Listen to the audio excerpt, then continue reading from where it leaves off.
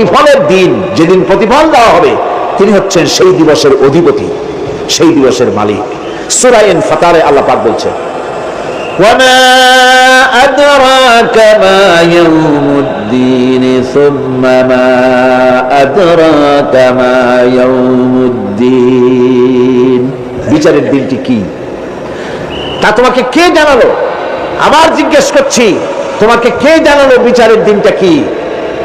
আল্লাহ পাক জবাবে বলছেন, বিচারের দিনটা হচ্ছে ইয়াউমা লা তামলিকু নাফসুন লিনাফসিন শাইআন ওয়াল আমরু ইয়াউমাইযিন লিল্লাহ।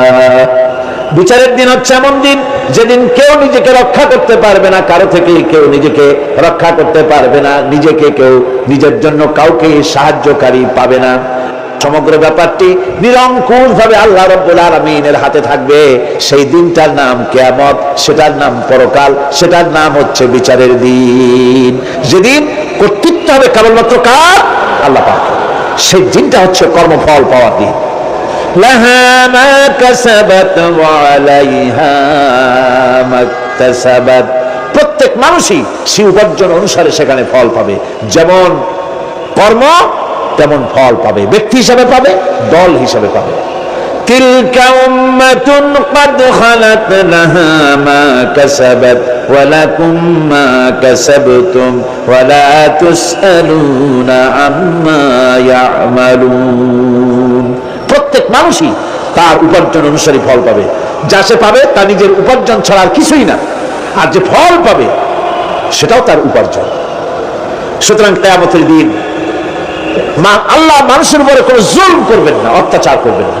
আল্লাহ পাক তো তার বান্দার জন্য জুলুমকারী নন, ঠিক কিনা? আল্লাহ পাক বলছেন, মান আমিলা সালিহান ফালিনাফসিহি ওয়া মান আসাআ ফাআলাইহা ওয়া মা রাব্বুকা বিযাল্লামিন লিল আবিদ। যে ব্যক্তি পূর্ণ কাজ করলো সে নিজের কাজে নিজের স্বার্থেই তা করলো। আমরা যে নামাজ পড়ি এটা কি আল্লাহর স্বার্থ? কথা কন, আল্লাহর স্বার্থ?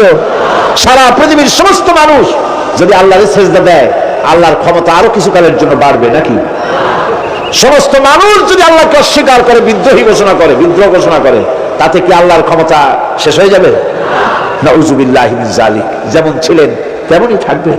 সুতরাং আমরা যা করি, আমরা নামাজ পড়ি নিজেদের জন্য, আল্লাহকে খুশি করার জন্য, কিন্তু কল্যাণটা আমার। কল্যাণটা কার? আমার। রোজা, হজ, যাকাত, তেলাওয়াত যা করি সব আল্লাহকে খুশি করার জন্য, কিন্তু স্বার্থ পুরাটাই আমার, আমার কল্যাণের জন্যই আমি করি। এবং আল্লাহ হচ্ছেন তিনি তোমাদের রব। ওমা রাব্বুকা বিযাল্লামিন লিল আবিদ। তোমাদের রব হচ্ছেন তিনি যিনি বান্দাদের উপরে কখনো অত্যাচার করেন না, জুলুম করেন না, মেহেরবানি দিয়ে যিনি ছেড়ে রাখেন, তিনি হচ্ছেন আল্লাহ পাক। সুতরাং সেই কিয়ামতের মাঠে আল্লাহ পাকের দরবারে আমাদের সকলকেই উঠতে হবে। আল্লাহ পাকের দরবারে আমাদের সামনে, আল্লাহ পাকের সামনে দাঁড়াতে হবে।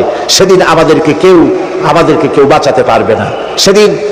সেদিন আল্লাহ পাক এর দরবারে যেন আমরা আসামি না হই, সেজন্য এই পৃথিবীতে কোরআন অনুযায়ী আমাদের জীবন করতে হবে, সুন্নাহ অনুযায়ী জীবন করতে হবে। তাহলে পরকালে আল্লাহ পাকের কাছে নাজাত পাওয়া যাবে। বড় কঠিন জায়গা, বড়ই কঠিন জায়গা।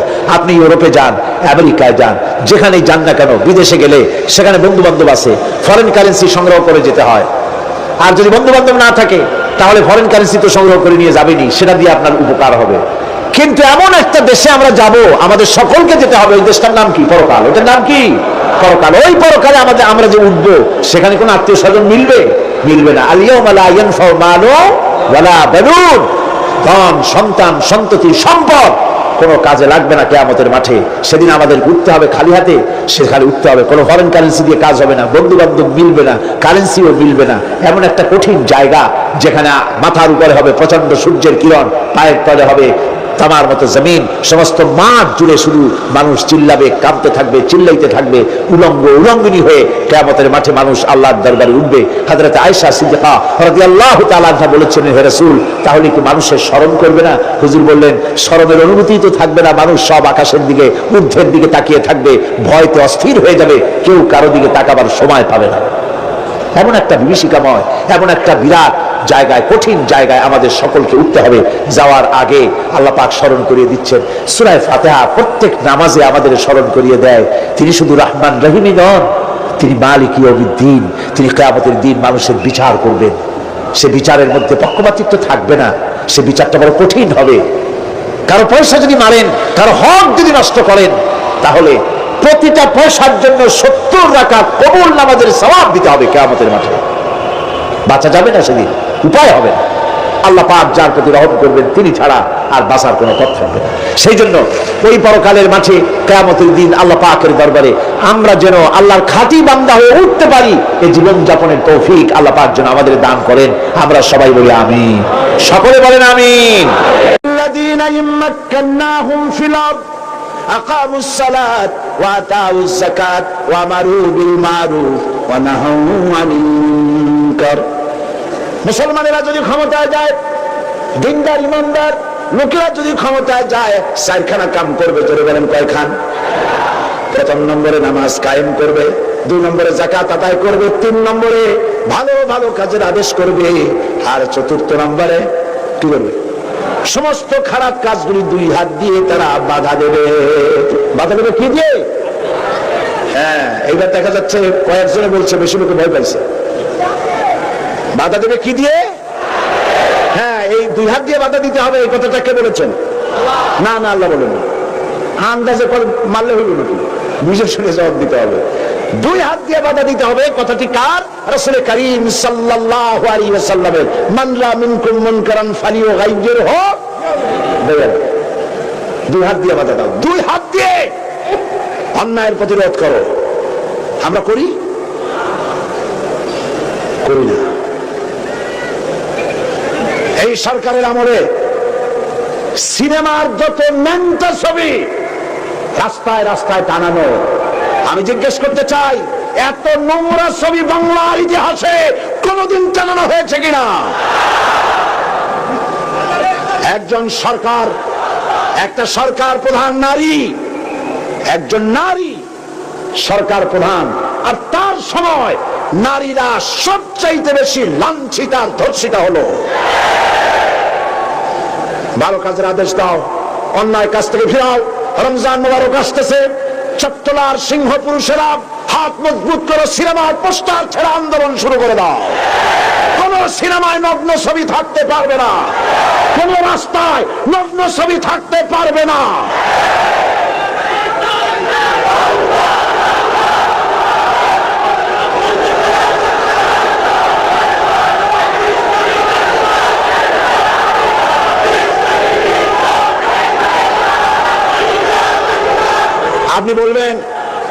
আপনি বলবেন জনগণকে ভালো হওয়ার জন্য, চরিত্রবান হবার জন্য।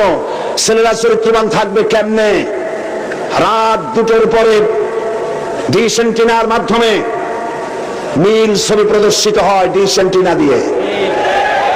এই ডিশ এন্টিনার এই পারমিশন কে দিল? কি জবাব দিবা কিয়ামতের দিন?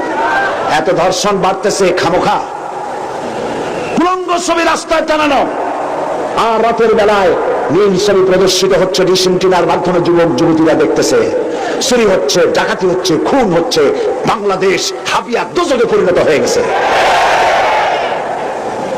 আমি মুসলমানদের যেই দলের হন, যত মানুষ সেখানে এসেছেন, সকলের বিবেকের কাছে দাবি করি, সকলের বিবেকের কাছে আপিল করি। টেলিভিশনে একটা অনুষ্ঠান দেখায় না, জাতির বিবেকের কাছে প্রশ্ন। জাতির বিবেকের কাছে প্রশ্ন করে লাভ নাই, সরকারের বিবেকের কাছে প্রশ্ন করতে চাই। এই ডিশ এন্টিনা বন্ধ করো, সিনেমার নোংরামি বন্ধ করো, নইলে তোমাকে ক্ষমতা থেকে দড়ি বেঁধে টেনে বঙ্গোপসাগরে নিক্ষেপ করা হবে।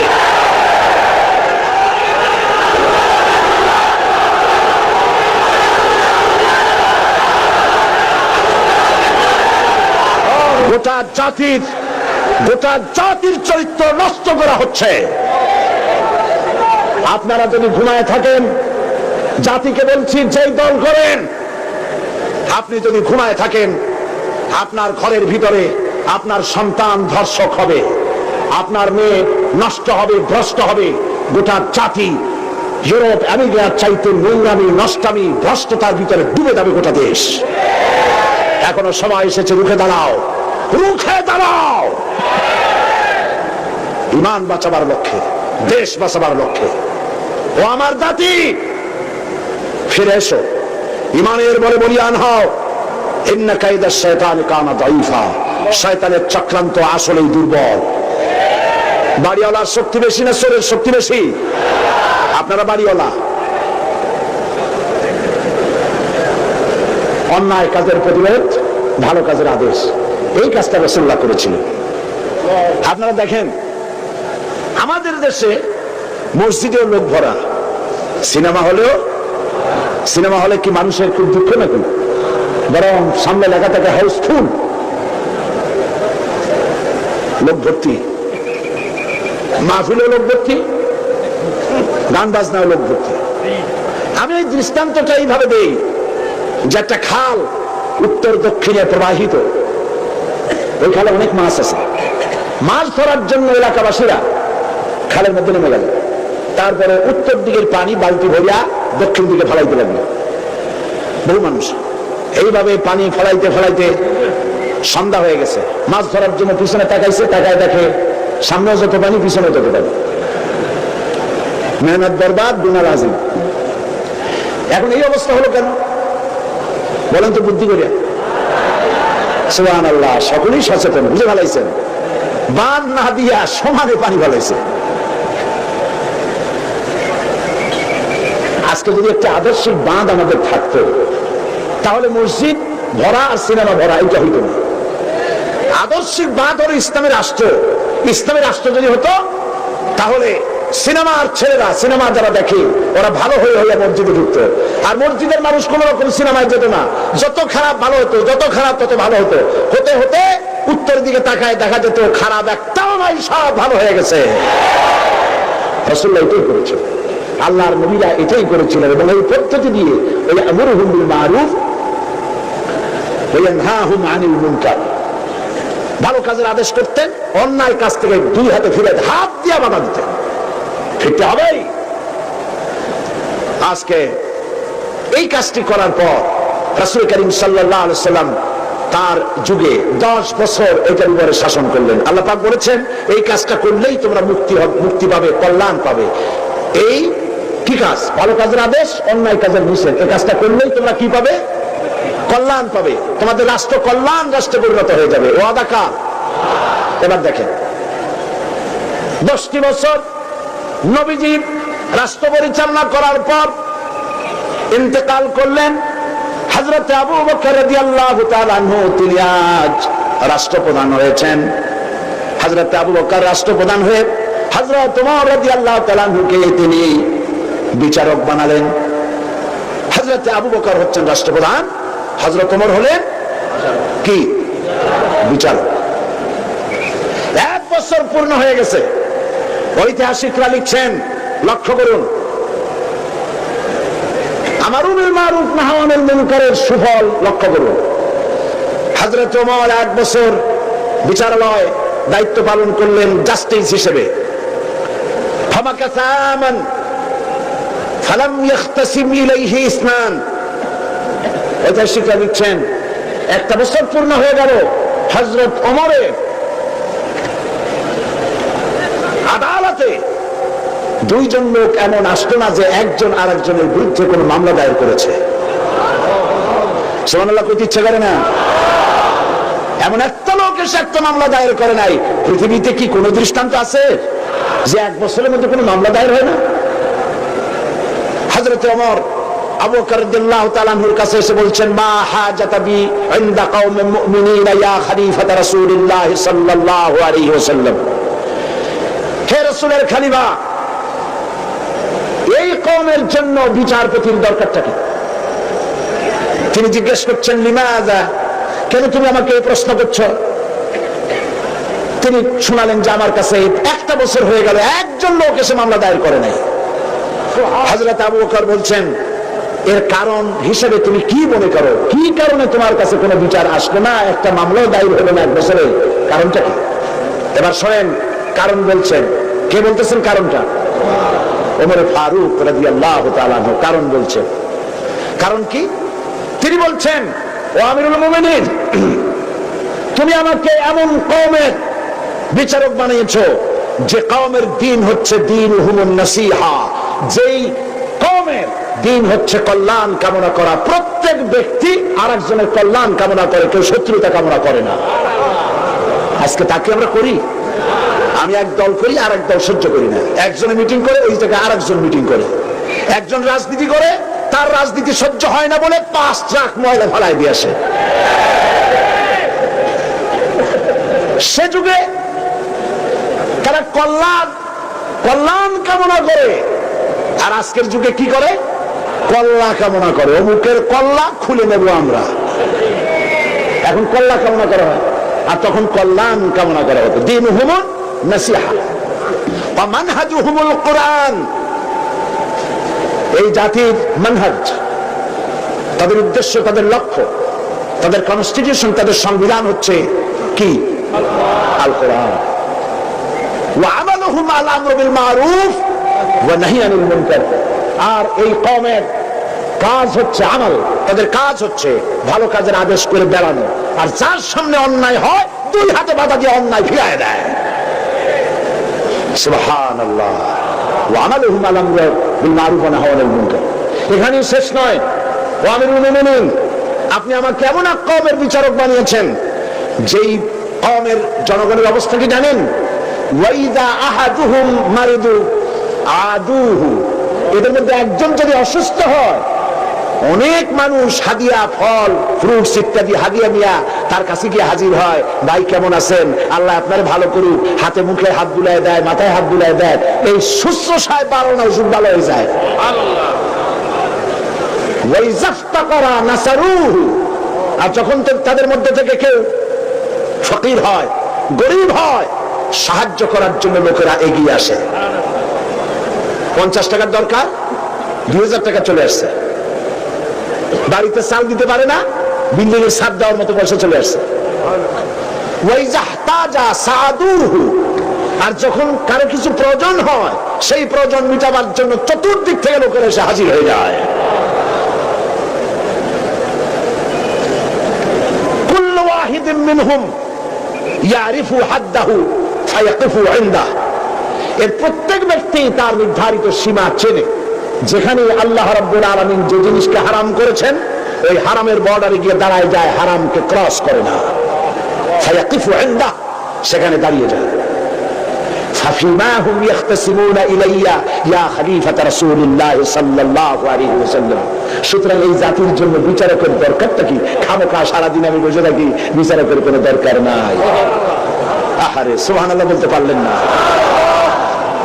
রাসূলুল্লাহ এই সমাজ তৈরি করেছিলেন। এই সমাজ জাতীয়তাবাদ, উগ্র জাতীয়তাবাদের মধ্য দিয়ে, সমাজতন্ত্রের মধ্য দিয়ে, ধর্ম নিরপেক্ষ মতবাদের মধ্য দিয়ে, আল্লাহর কসম এই সমাজের চেহারা আপনারা দেখতে পারবেন না। এই সমাজ যেটা রাসূলুল্লাহ করেছিলেন, সেই সমাজ যদি চান, এই সমাজ ভাঙতে হবে, নতুন সমাজ গড়তে হবে। দেন স্লোগান, এই সমাজ ভাঙতে হবে, নতুন সমাজ গড়তে হবে। এই সমাজকে ভেঙে দিয়ে, এই সমাজ ভেঙে দিয়ে নতুন যে সমাজ হবে, সেই সমাজ উগ্র জাতীয়তাবাদের সমাজ নয়, সমাজতন্ত্রের সমাজ নয়, ধর্ম নিরপেক্ষতাবাদের সমাজ অবশ্যই নয়। সেই সমাজ হবে আল্লাহ রাব্বুল আলামিনের দেওয়া, রাসূলের দেওয়া ইসলামী সমাজ। এই ধরনের একটি সমাজকে আপনারা চান? এই ধরনের সমাজকে চান? সেই ধরনের সমাজ প্রতিষ্ঠার জন্য কোরআনে কারীম বুঝতে হবে, রাসূলের প্রতি ঈমান মজবুত হতে হবে। রাসূল রাষ্ট্রপতি ছিলেন এবং तमाम পৃথিবীতে তাকে দিয়ে আল্লাহ পাক রিসালাতের দায়িত্ব কমপ্লিট করে দিয়েছেন। এখন বলতে চাই, এই রাসূলের পরে আর কোন রাসূল আসবে না। এটা আকীদার ব্যাপার। কোন মুসলমান যদি এই আলোচনা থেকে নিজেকে বঞ্চিত করেন, তাহলে বলার কিছু নাই। এটি গুরুত্বপূর্ণ আলোচনা। খাতমে নবুয়ত, বিগত কয়েক যুগ ধরে ইসলামের বিরুদ্ধে যে সব ফিতনার উদ্ভব হয়েছে, তার মধ্যে নতুন নবুয়তের দাবি হচ্ছে একটি মারাত্মক ষড়যন্ত্র। এ ব্যাপারে খাতমে নবুয়তের বিশ্বাসের তাৎপর্য, গুরুত্ব অনুধাবন করা রিসালাতের অপরিহার্য দাবি। একজন নবীর পর আর একজন নবী আসতে পারে কেবলমাত্র তিনটি কারণে।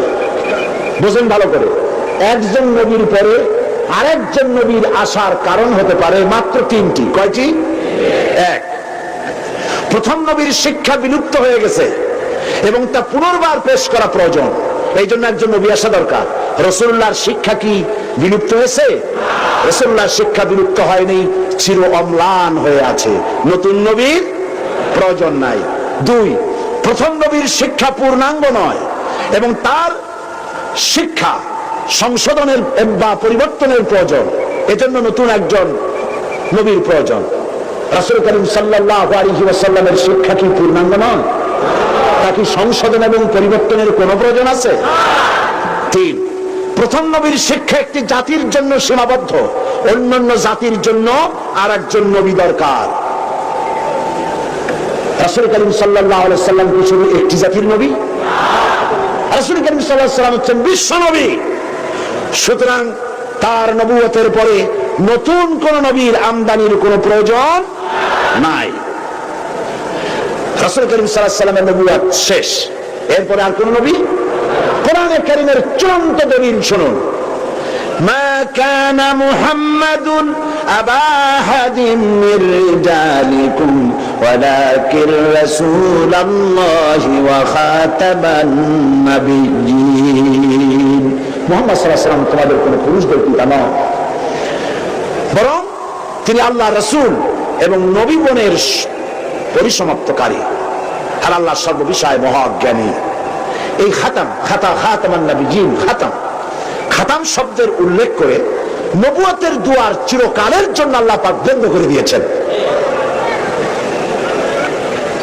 সেই প্রথম শতাব্দী থেকে আজ পর্যন্ত, হিজরি প্রথম শতাব্দী থেকে নিয়ে পর্যন্ত পৃথিবীর সমস্ত উলামায়ে কেরাম একমত, পৃথিবীতে আর কোন নবী আসবেন না, আসার কোনো দরকার নেই।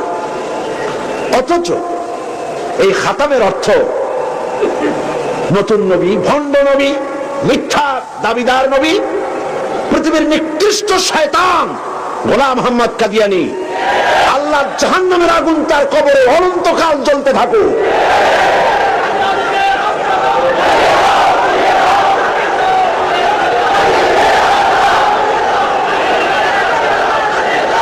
পবিত্র কোরআন মাজিদে খাতাম শব্দের অর্থকে সে বিকৃত করেছে। সে বলেছে খাতামুন নবিয়্যিন, এর অর্থ হচ্ছে আফজালুন নবিয়্যিন, ওর বাপের মাথা। সে বলেছে আরো নবী আসতে পারে। আমি তার লেখা থেকে কোট করছি, গোলাম মোহাম্মদ কাদিয়ানী বলছে, ये बात बिल्कुल रोज रोशन की तरह साबित है कि हाँ हजरत सल्लल्लाहु अलैहि वसल्लम के बाद नबूवत का दरवाजा खुला है। দিবালোকের মতো এটা সত্য যে মুহাম্মদ সাল্লাল্লাহু আলাইহি ওয়াসাল্লামের পরে নবুয়তের দরজা খোলা আছে। शारो बोलছে, उन्होंने यानी मुसलमानों ने यह समझ लिया है कि खुदा के खजाने खत्म हो गए। उनका यह समझना खुदा ताला की कदर की ही ना समझने की वजह से है, वरना एक नबी क्या, मैं तो कहता हूं कि हजारों नबी होंगे। शयतान কোথাকার? সে বলছে যারা বলে, অর্থাৎ মুসলমানেরা বলে আর কোন নবী আসবে না, এই কথা বলে তারা আল্লাহর ক্ষমতাকে সীমাবদ্ধ করতে চায়। আমি তো বলি এক নবী কেন, হাজার হাজার নবী আসতে পারে। তার বই আনোয়ারে খেলাফত 62 পৃষ্ঠা, সেখানে সে লিখছে, अगर मेरी गर्दान के दोनों तरफ तलवार भी रख दी जाए बाद और मुझे कहा जाए कि तुम ये कहो कि हजरत सल्लल्लाहु अलैहि वसल्लम के बाद कोई नबी नहीं आएगा, तो मैं उसे जरूर कहूंगा कि तू झूठा है, कज्जाब है, आपके बाद नबी आ सकते हैं और जरूर आ सकते हैं। সে বলছে আমার গর্দানের দুই দিকে যদি তরবারি ধরা হয় আর যদি বলা হয় যে নবী আর আসবে না মুহাম্মদ সাল্লাল্লাহু আলাইহি ওয়াসাল্লামের পরে, আমার গর্দান উড়ে যেতে পারে, তারপরেও আমি বলবো মুহাম্মদ সাল্লাল্লাহু আলাইহি ওয়াসাল্লামের পরে আরো নবী আসতে পারে। এবার ধরুন গোলাম মোহাম্মদ কাদিয়ানী তার বইয়ের মধ্যে লিখছে, कुल मुसलमान जो हजरत मसीह मऊद की बायात में शामिल नहीं हुए, खा उन्होंने हजरत मसीह मऊद का नाम भी नहीं सुना, वो काफिर है और दायरा इस्लाम से खारिज है। গোলাম মোহাম্মদ কাদিয়ানী তার আয়নায়ে সাদাকাত বইয়ের মধ্যে লিখছেন যে গোলাম মোহাম্মদকে যারা নবী মানে না অথবা তার নাম যারা শোনে নাই তারাও কাফের। নাউযুবিল্লাহি মিন যালিক। এরপরে সে আরো লিখছে মুসলমানদের ছেলে মেয়েরাও কাফের। তার বই আনোয়ারে খিলাফত 93 পৃষ্ঠায় লিখছে अगर किसी गैर अहमदी का छोटा बच्चा मर जाए तो उसका जनाजा क्यों नहीं पढ़ा जाए? वो तो मसीह मौत का मुनकर नहीं। मैं ये सवाल करने वाले से पूछता हूं कि अगर ये बात दुरुस्त है तो फिर हिंदुओं और ईसाइयों के बच्चों का जनाजा क्यों नहीं पढ़ा जाता है? দেখছেন কত বড় উন্মুখ। সে বলছে যে মুসলমানদের বাচ্চাদের জানাজা পড়া যাবে না কেন প্রশ্ন করা হয়েছে তাকে। সে বলছে যে মুসলমানদের জানাজা কেন পড়বো, মুসলমানদের বাচ্চাদের জানাজা কেন পড়বো? হিন্দু এবং খ্রিস্টানদের বাচ্চাদের তো আমরা জানাজা পড়ি না, সুতরাং মুসলমানদের বাচ্চারাও যখন ঈসাইদ আমাদেরকে যখন মানে না, গোলাম মোহাম্মদকে নবী মানে না, সুতরাং সেও কাফের, তার জানাজা পড়া যাবে না। এইভাবে তার বইপত্রের মধ্যে অনেক কথা সে লিখেছে।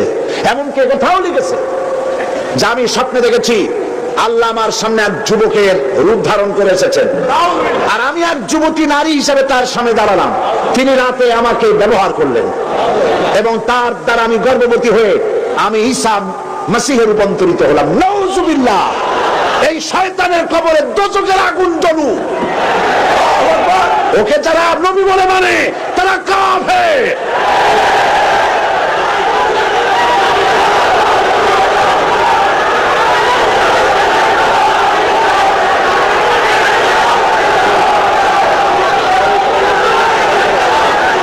রাসূল করিম সাল্লাল্লাহু আলাইহি ওয়াসাল্লাম খাতমে নবুয়ত সম্পর্কে বলেছেন, ইন্না মাসালি ওয়া মাসালাল আমবিয়া মিন ক্বাবলি কামাসালি রাজুলিন বানা বাইতান ফাহসানাহু ওয়া আজমালাহু ইল্লা মাওদা'a লাবনাতিন মিন যাওয়াবিয়াতিন ফাজা'আলা আন-নাসু ইয়াতুফুনা বিহি ওয়া ইউজিবুনা লাহু ওয়া ইয়াকুলুনা হাল্লা wudi'at হাযিহি আল-লাবনা ফাআনা আল-লাবনা ওয়া আনা খাতামুন নাবিয়্যিন। বুখারী কিতাবুল মানাকিব।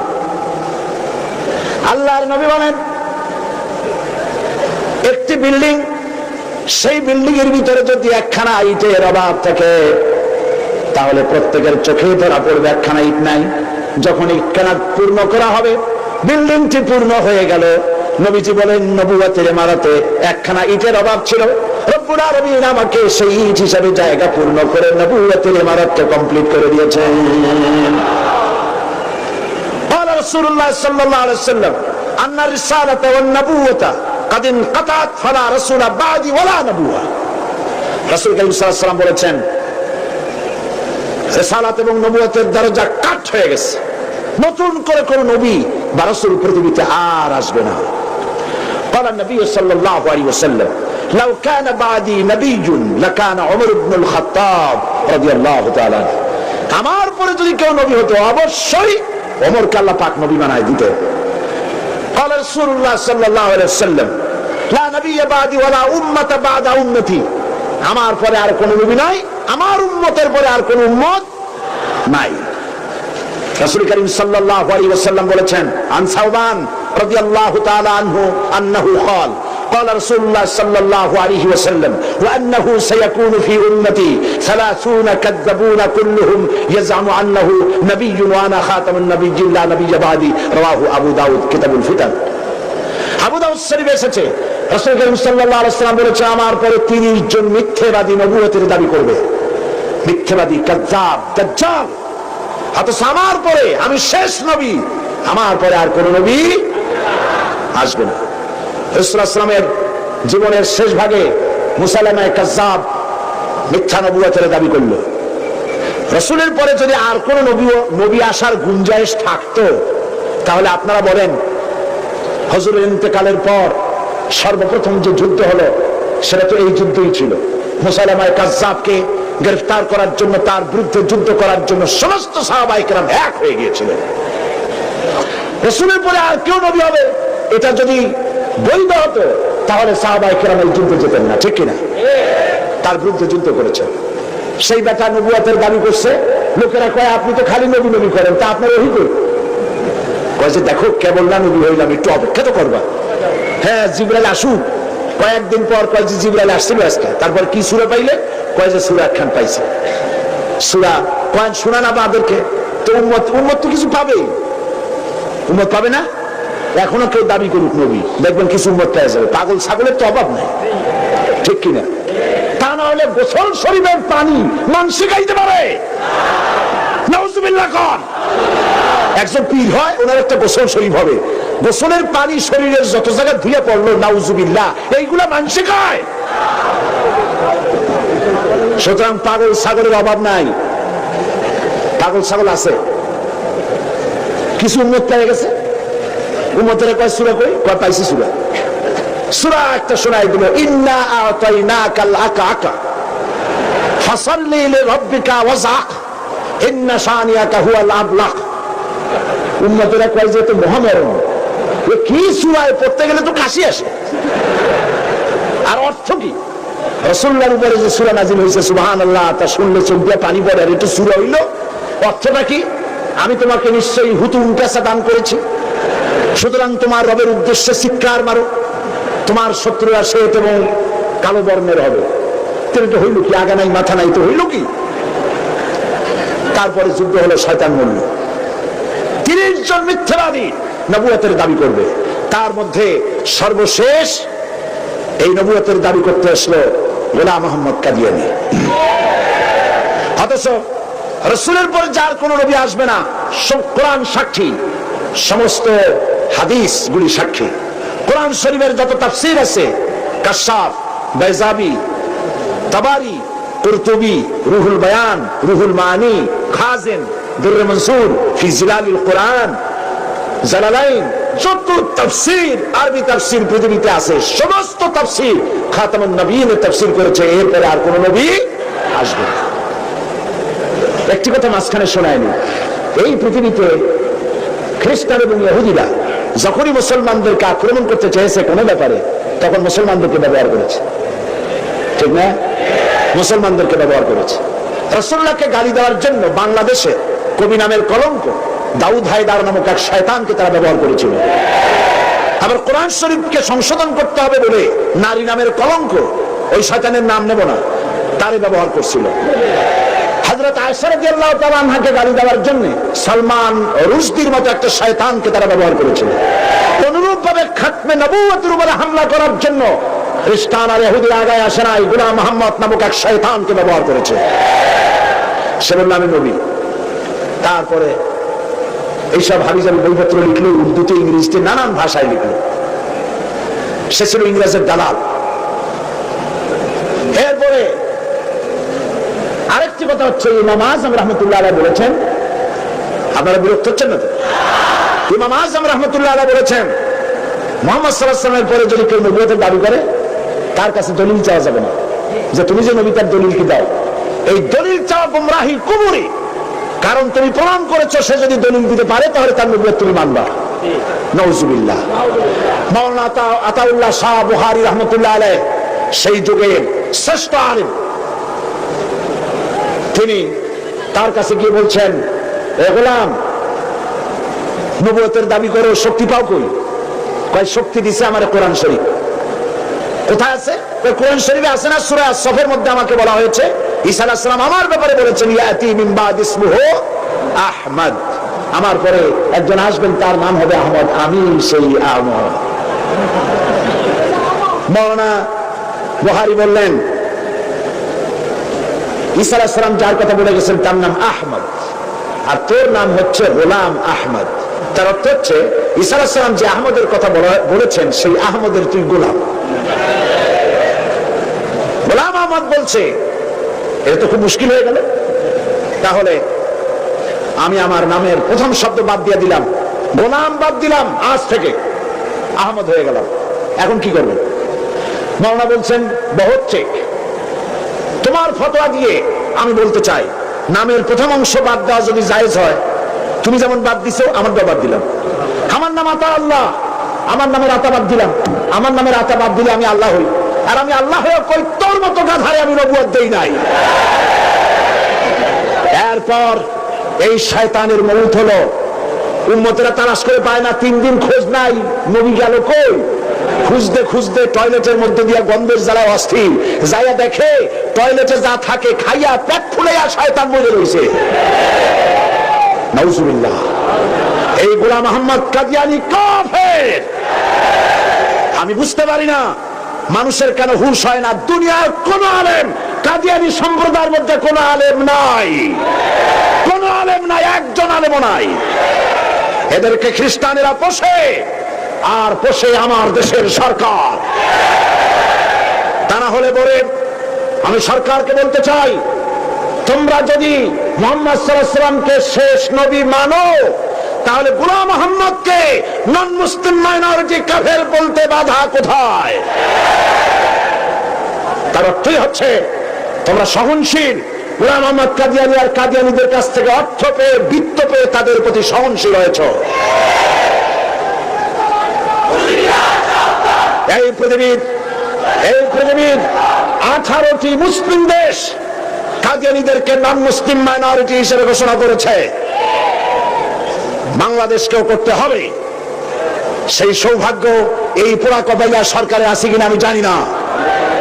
বাংলাদেশের সমস্ত আলেম, সমস্ত পীর সব একমত, হিন্দুরা যেভাবে দেশে বাস করে স্বাধীন নাগরিক হিসেবে, বৌদ্ধ খ্রিস্টানরা যেভাবে বাস করে এবং নাগরিক সুবিধা গ্রহণ করে, কাদিয়ানীরাও সেভাবে নাগরিক সুবিধা ভোগ করবে। তবে নন মুসলিম মাইনরিটি হিসেবে ভোগ করতে হবে, মুসলমান নামে ভোগ করতে পারবে না।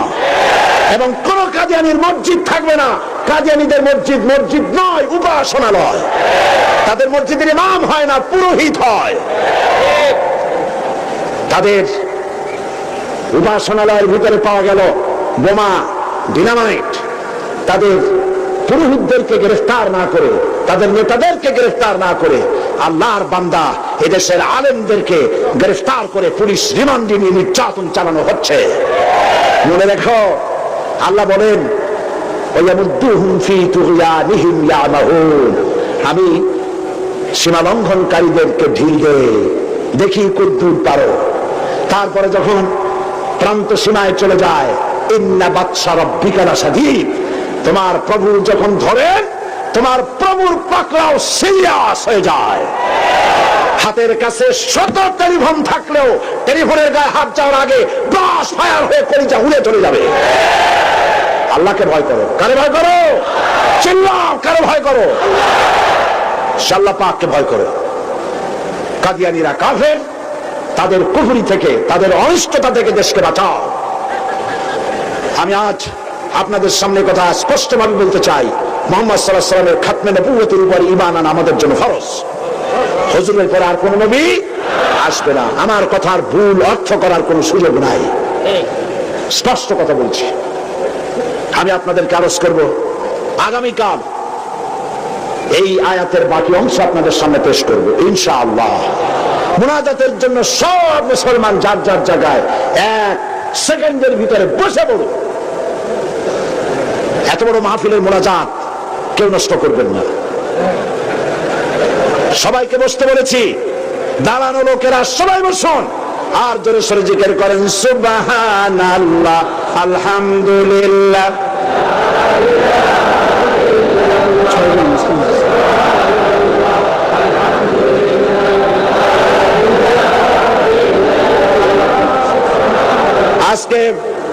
আজকে 6 জন মুসলিম ইসলাম কবুল করার জন্য এসেছেন।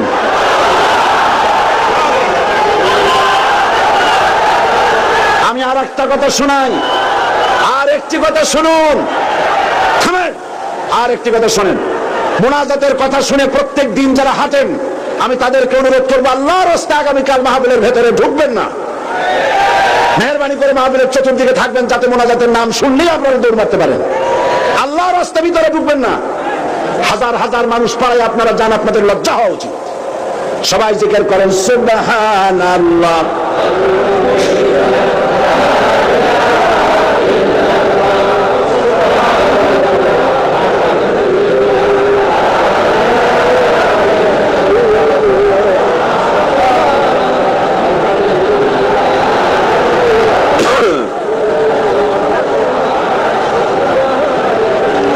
আজকে যারা ইসলাম কবুল করবেন তারা হচ্ছেন সুনীল কান্তি দাস, পিতা Arjit Kanti Das, B block road, Chandgaon, Panchlaish. বর্তমান নাম পছন্দ করেছে মোহাম্মদ ইব্রাহিম। শ্রী মানিক চন্দ্র দাস, শ্রী মানিক চন্দ্র দাস, পিতা শ্রী কমল কান্তি দাস, পাঁচলাইশ। বর্তমান নাম মোহাম্মদ সাইফুল ইসলাম আজাদ। প্রবাস কৈবর্ত, পিতা Makhan Kaibarta, Amin jute mills, main gate, Panchlaish. বর্তমান নাম মোহাম্মদ রাসেল। বিশ্বজিৎ সূত্রধর, পিতা মাখনলাল সূত্রধর, বর্তমান নাম বাড়ি সন্দীপ। বর্তমান নাম পছন্দ করেছে মোহাম্মদ মনিরুল ইসলাম। শ্রী দুলাল বাবু শীল, পিতা শ্রী জিতেন বাবু শীল, সিগন্যাল কোম্পানি, পাঁচলাইশ। বর্তমান নাম মোহাম্মদ আবু বকর সিদ্দিক। শ্রী সুবল চন্দ্র সাহা, পিতা আশুতোষ সাহা, খাগড়াছড়ি, ডাকঘর কুইসা কি গুইমরা। বর্তমান নাম পছন্দ করেছে মোহাম্মদ ওসমান গনি। আসুন,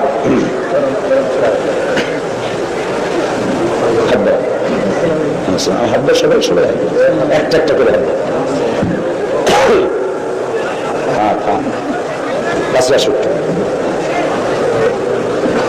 লা ইলাহা ইল্লাল্লাহু মুহাম্মাদুর রাসূলুল্লাহ।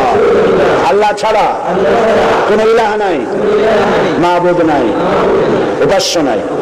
মুহাম্মদ সাল্লাল্লাহু আলাইহি ওয়াসাল্লাম আল্লাহর রাসূল।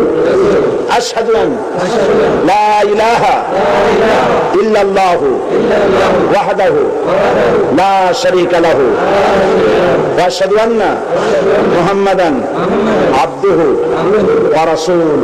আমি সাক্ষ্য দিচ্ছি আল্লাহ ছাড়া কোনো ইলাহ নাই, মাবুদ নাই, উপাস্য নাই। তিনি এক, তিনি একক, তার কোনো অংশীদার নাই। আমি আরো সাক্ষ্য দিচ্ছি মুহাম্মদ সাল্লাল্লাহু আলাইহি ওয়াসাল্লাম আল্লাহর বান্দা এবং তার প্রেরিত রাসূল। এদিকে ফিরে সকলকে বলো আসসালামু আলাইকুম। আল্লাহর এই বান্দাগুলি দাঁড়াইতে, আল্লাহর এই বান্দাগুলি 6 জন বান্দা মুশরিক ছিলেন। এখন আমাদের তাওহীদ পন্থী কি? তারা আমাদের কি? তারা আমাদের ভাই। এখন তারা মাসুম, তারা বেগুনাহ। এই লক্ষ লক্ষ মুসলমানদের পক্ষ থেকে আমি তাদেরকে আলিঙ্গন করে ইসলামে স্বাগত জানাচ্ছি।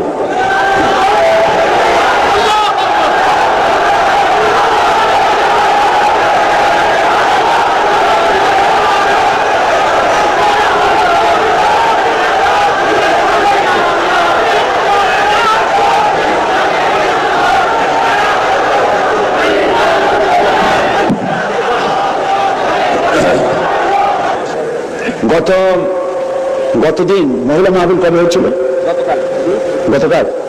গতকাল মহিলা মাহফিলে এক বোন প্রশ্ন করেছিলেন যে বিন বাজ, আব্দুল্লাহ বিন বাজ, যিনি ইন্তেকাল করেছেন, সৌদি আরবের গ্রান্ড মুফতি এবং বর্তমান বিশ্বের শ্রেষ্ঠ আলেম, নওয়ারাল্লাহু মারকাদাহু ওয়া জাআলাল জান্নাতা মাসওয়াহু। আল্লাহ তাকে জান্নাতুল ফিরদাউসের মেহমান বানিয়ে নেন। অনেক বড় আলেম, উঁচু পায়ার আলেম। তো সে বোন প্রশ্ন করেছেন যে তার এক কিতাব পড়েছেন তিনি, সেখানে লেখা আছে যে নামাজের নিয়ত করতে হবে না, নিয়ত যেভাবে পড়া হয় এইভাবে মুখে নিয়ত পড়া লাগবে না।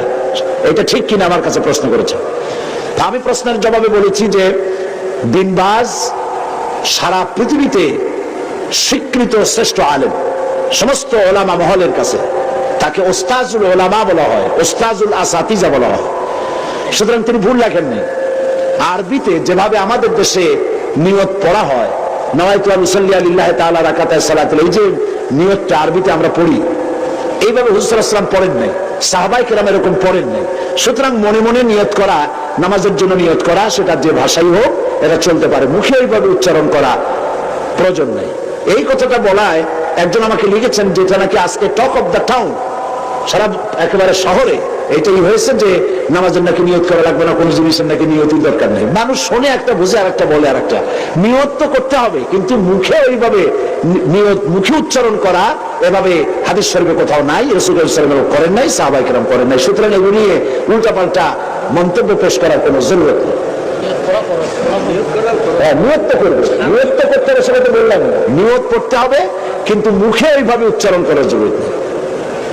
একজন বলেছে আপনি টাকা দিয়ে প্রতি বছর মুসলমান বানান, দেখছেন অবস্থা? এইসব প্রশ্ন আমার কাছে দেন কি কেন? এবারে জিজ্ঞেস করেন ওই ছয়জনের কাছে যে আমি কয় টাকা দিছি, আমি জিন্দিগিতে এদেরকে দেখছি কিনা, এরা আমারও দেখছি কিনা। আল্লাহ হেদায়েত করুন। জি, তো আমি নিয়তের ব্যাপারটা পরিষ্কার করে দিতে চাই। প্রত্যেক কাজের নিয়ত করতে হবে। ইন্নামাল আমালু বিন্নিয়াত, নিয়তটাই হচ্ছে প্রধান। তবে মুখে উচ্চারণ করার যে রীতি চালু হয়েছে, এভাবে হাদিস শরীফে নাই। নিয়তটা করতে হবে, তবে এভাবে নয় যেভাবে আমরা করা বাধ্যতামূলক মনে করি। কথাটা পরিষ্কার হয়েছে কিনা? আলহামদুলিল্লাহ। এখন আরেকটি কথা আপনাদের সামনে বলতে চাই যে তাফসীরুল কোরআন মাহফিল এই বিশাল জনসমুদ্র প্রতি বছর এখানে হয়। এই বছর রাজনৈতিক কারণে নানান অসুবিধা হয়েছে, যার কারণে মাওলানা শামসুদ্দিন সাহেব এবং তার সাথীরা আপনাদের খেদমতে আপনাদের দুয়ারে দুয়ারে যেতে পারেন নাই, যেমন অন্যান্য বছর যেতে থাকেন। হরতাল হয়েছে, বিক্ষোভ হয়েছে, মিছিল হয়েছে, নানান রকমের ক্রাইসিস হয়েছে, যার জন্য যেতে পারেনি। ফলে 21 লক্ষ টাকা যেখানে বাজেট, এই বাজেট তারা পুরো করতে পারেননি। অথচ এখানে যত লোক বসে আছেন সকলে প্রাণ খুলে, প্রাণ উজাড় করে সাহায্য করলে উনি নিশ্চয়ই ঋণগ্রস্ত থাকবেন না। আপনারা করবেন না তা? তাফসীরুল কোরআন মাহফিলকে ঋণমুক্ত করতে প্রস্তুত আছেন কিনা? আল্লাহ পাক, আমি জানি আপনারা এটা করবেন, আর আল্লাহ পাক সমাজ কল্যাণকে মাকরুজ রাখবেন না, ইনশাআল্লাহ। আমরা বলি ইনশাআল্লাহ। আরেকটি কথা, সেটি হচ্ছে বাংলাদেশে এত বড় বই মেলা, ইসলামের পক্ষে এত বড় বই মেলা বাংলাদেশের কোথাও হয় না। আলহামদুলিল্লাহ বলবেন না? আলহামদুলিল্লাহ বলবেন না? এবং এই বই মেলা নিছক সলিড ইসলামের পক্ষে। এখানে কোন নাস্তিক, মুরতাদ, ইসলাম বিরোধী কোন লেখকের কোন লেখা একটা পাতাও এখানে আসে না। এটা সলিড ইসলামের বই মেলা, আলহামদুলিল্লাহ। আর বই কেনা একটা অভ্যাসে পরিণত করুন। বিবাহ শাদীতে থালাবাটি, ঘটি গ্লাস উপহার না দিয়ে বই উপহার দিন। একটা বই একজনকে দেওয়ার অর্থ হলো ইসলামের একটা কর্মী তার সাথে দিয়ে দেওয়া, তার জীবনের পরিবর্তন এসে যাবে। বিবাহে তাফসীর হাদিয়া দেওয়ার অভ্যাস করুন। ইসলামের বইপত্র, ইসলামের সাহিত্য সুন্দর করে র্যাপিং কাগজে পেঁচাইয়া ফুল টুল দিয়া কায়দা করে এইটা দেওয়ার ব্যবস্থা করেন। থালাবাটি, ঘটি গ্লাস, স্যুপ, কাপ ইত্যাদি মানুষে কিনতেই পারবে, ওগুলো নিয়ে অসুবিধা হবে না। বই দিবেন, উপহার কি দিবেন? স্ত্রীকে দিবেন, মেয়েকে দিবেন, বোনকে দিবেন, সকলকে দিবেন। আমি চাই যত লোক এসেছেন প্রত্যেকের হাতে একটা করে বই দেখতে চাই। রাজি আছেন? তা 5 টাকা দামের বই হোক অথবা 200 টাকা দামের বই হোক, প্রত্যেকের হাতে বই নিতে হবে। বই হবে ইসলামী আন্দোলনের পথিকৃৎ। জোরে বলেন আমিন। তাফসীরুল কোরআন ফি জিলালিল কোরআন, সৈয়দ কুতুব শহীদ রহমাতুল্লাহ আলাইহি 22 খণ্ডে এটা বাংলা পূর্ণ হয়ে গেছে। বলেন আলহামদুলিল্লাহ। এই তাফসীর এখানে এসেছে 5000 টাকার হাদিয়া, 22 খণ্ড। কিন্তু তাফসীরুল কোরআন মাহফিল উপলক্ষে মাত্র 3000 টাকা। আপনারা গ্রহণ করুন, মানুষকে হাদিয়া দেন, নিজেরা কোরআন শরীফ জেনে পড়ে তার দ্বারা জীবনকে ধন্য করুন।